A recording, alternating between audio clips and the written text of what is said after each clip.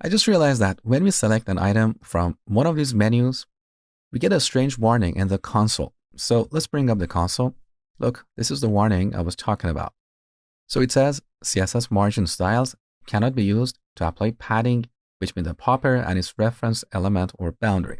It makes absolutely no sense to me, but I just realized that the issue came up after I wrapped these two selectors inside a horizontal stack. To solve this issue, we have to replace the horizontal stack with a flex component.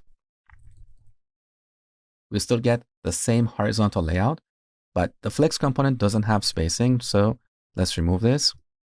Here's what we get. Now if we select an item here, look, we don't get any warning in the console. But how can we add a space between these two selectors? That's very easy.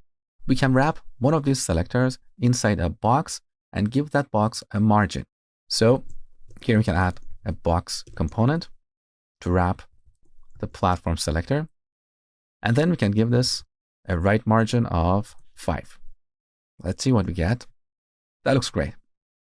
So let's make another commit and say, fix the issue with Chakra menus.